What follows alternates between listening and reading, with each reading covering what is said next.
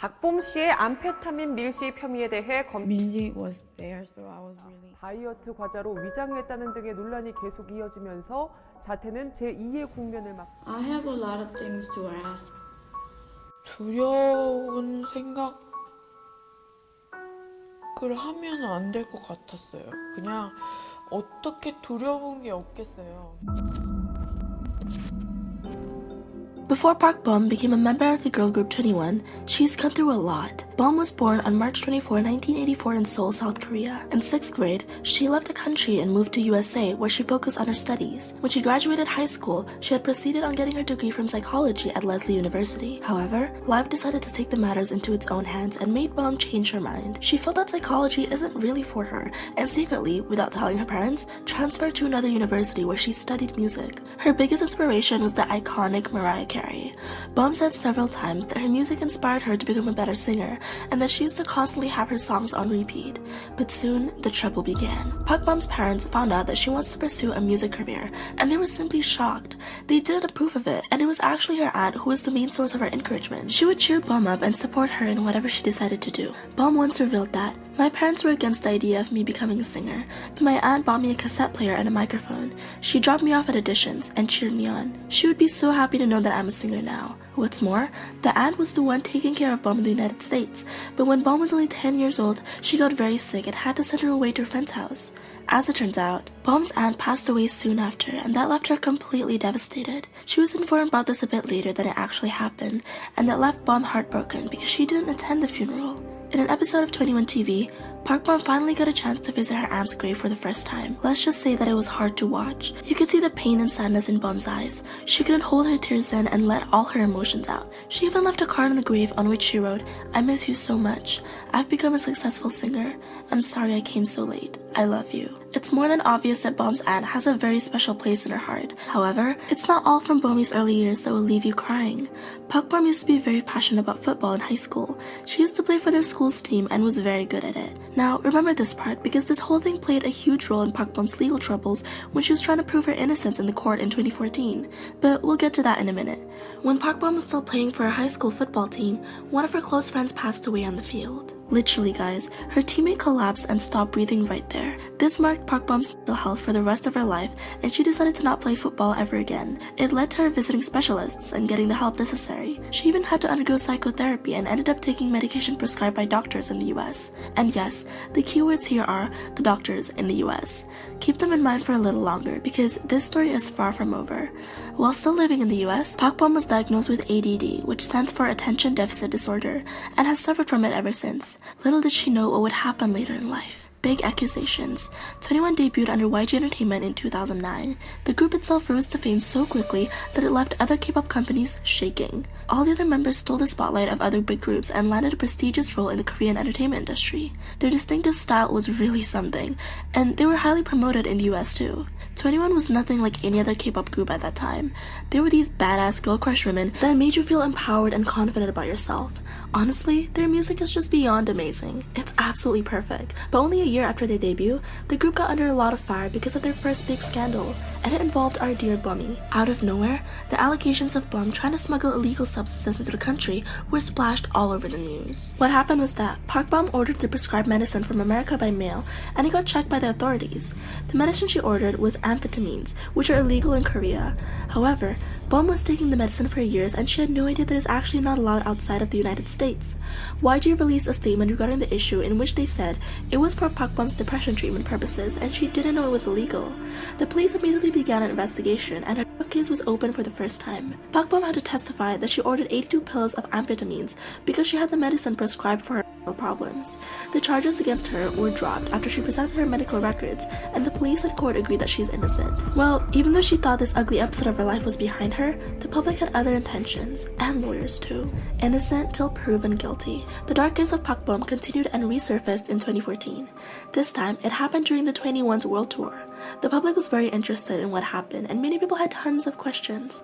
Why were the allegations dropped? Is YG trying to hide something? Is Park Bom addicted? Fans were worried that the aunties tried to tear Bom's career apart. Now, it got very messy, guys. Bom's case was compared to a very similar case of a Samsung employee. The employee ordered the same medicine as Bom from the US, and he was actually imprisoned. Both incidents happened around the same time. While Bom bought 82 tablets, the employee from Samsung bought only 29. They both suffer from the same medical condition, and so the attorneys and lawyers didn't understand why the case of Park Bom got dropped, and his didn't. Attorney Bae Sung-hee went on television to talk about Bom's purchase of the tablets, and had to say, "In normal circumstances, it would be difficult to believe that it was sent for treatment."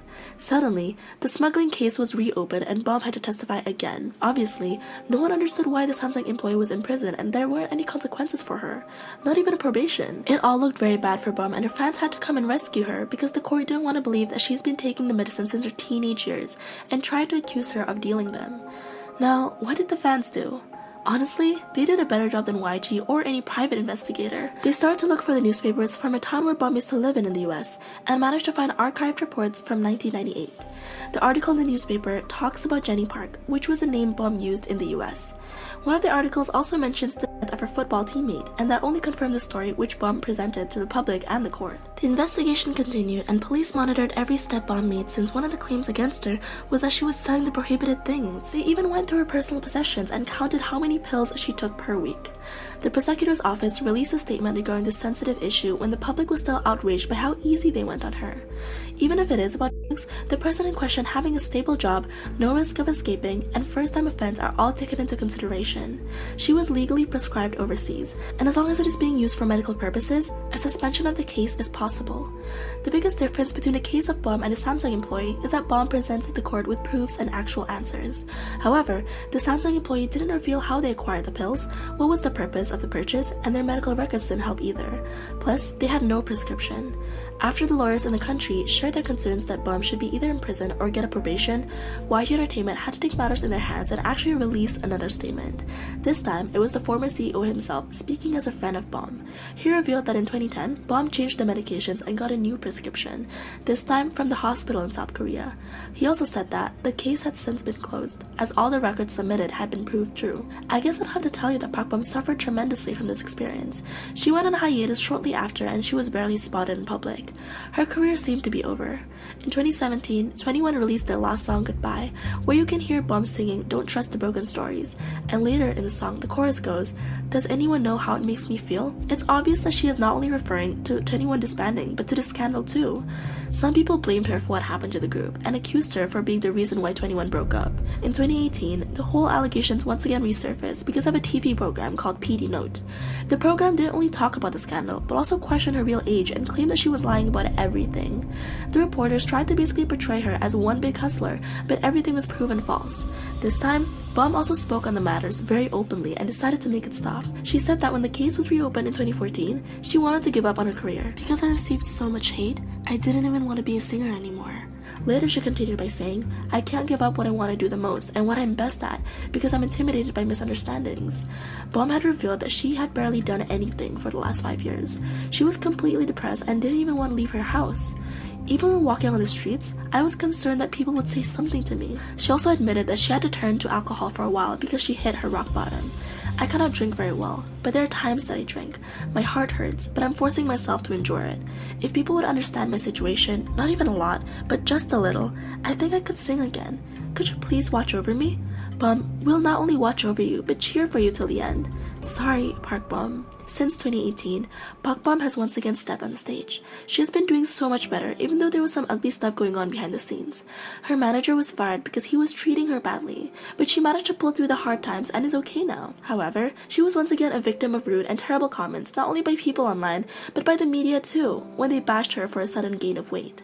It was revealed that she suffers from a condition which causes her face, chin, and neck swell. But also, Bom herself said that the medicine that she takes makes it hard for her to stay thin, and it causes a lot of uncontrollable weight gain. On January 4, 2021, she posted a picture on her Instagram account where she shared that she's managed to lose 11 kilograms since the last year, and that she's working on getting control over her health.